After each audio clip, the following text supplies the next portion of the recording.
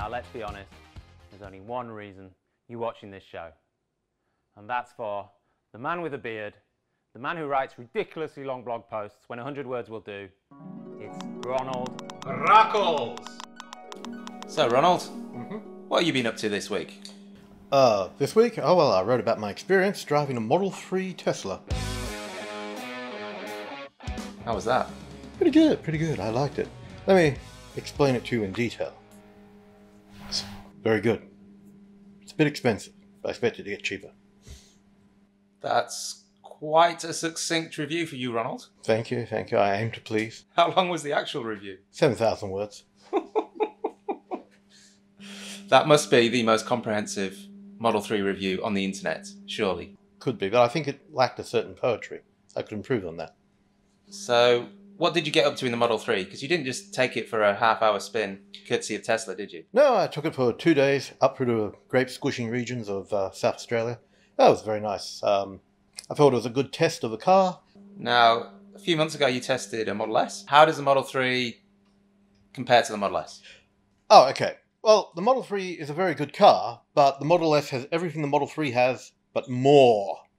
That includes more expense. So I'd have difficulty affording a Model 3. I could never afford a Model S. That's, beyond me. So you're an old hand at electric cars. You've test driven loads. I mean, all of 3. 3 and an Ace cargo van. Oh, I didn't drive the far though. Let's talk about the range. The range is good. It's the longest range car in its price range I've driven. When I got in, it was at 95% charge, and the car told me it could go 320 kilometers. And when I drove it, I got 145 watt hours consumed per kilometer I drove, on average. So if it was the battery was charged to 100%, it'd be able to do almost 350 kilometers. That's a pretty good way. What did Tesla promise it will get? 490. That's quite a difference. That's a huge difference. So Tesla, on their Australian site, when you go to buy one, it has in big numbers, 490 kilometers.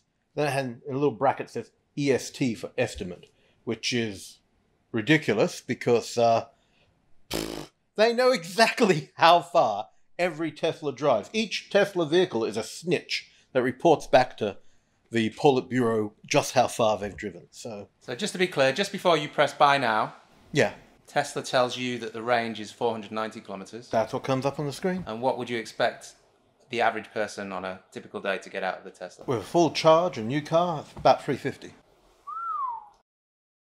Was it fast? Oh yeah. I believe it was a bit too fast, Ronald. What do you mean by that? I believe a heinous crime was committed. A modestly heinous crime. Care to explain? I sinned. I drove the Tesla too fast. I sped. This is my first ticket ever. So as you can see, in a 60 kilometer per hour zone, I was driving 70 kilometers per hour, 10 over the limit. And I've received a $466 fine. That is not a business expense. Take responsibility for your own criminal actions. No, I don't think I will. I never have so far, and look where it's gotten me. Now, that's not the only trouble you got into. After you'd published the post, I believe you got a bit of heat from some Tesla fans. Yeah. What was their main complaint? They said that the government forces Tesla to lie about the range of their car. I didn't really get it.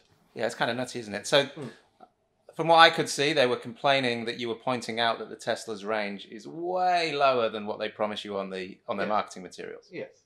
And their argument was that because the Australian government uses a certain standard for range that has to be on the windshields, they are somehow forcing Tesla to put that range on their marketing materials. No.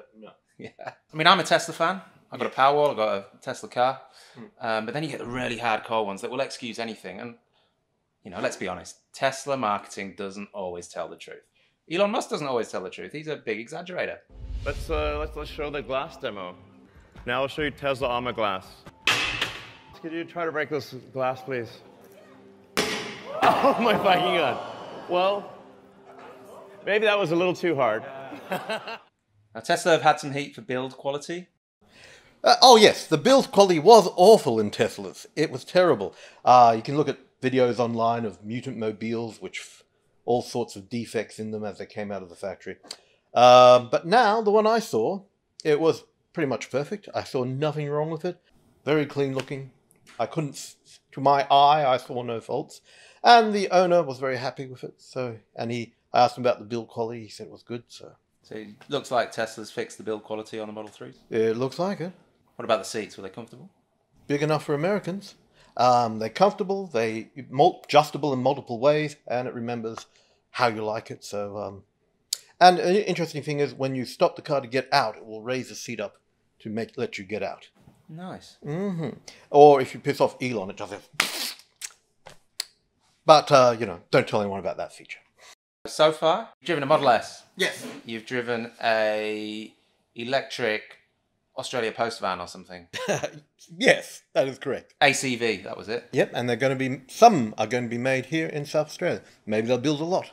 We'll see. You have driven a electric Mini. I've driven an electric Mini, and it was very fun. And you've driven a Model 3. Yes, I have. Which one was your favourite?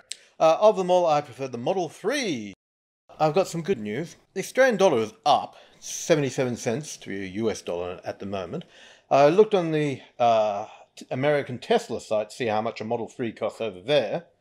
And at today's exchange rate, after adding in GST, our on-road costs, Tesla's $1,375 delivery cost, the cost of the cheapest Model 3 is under 60,000 Australian dollars. Straight up? Yeah, straight up. Well, the Aussie dollar is well strong at the moment. Yeah, and you're paying just under 72,000 for it now on the Tesla site. So I figure, don't buy one now. Wait for Tesla to drop the price a bit. Hopefully that will come. Oh, Tesla are going to love you. Yeah. Let's summarise. Great car. Great car. Very expensive. Very expensive. More than enough range for most people. Yep, more than enough range for most people. But a lot less than what Tesla promised. That's right. There you have it, folks. And that was The Wrap with Ronald. Come back next week and we'll talk about something else and probably give it a different name.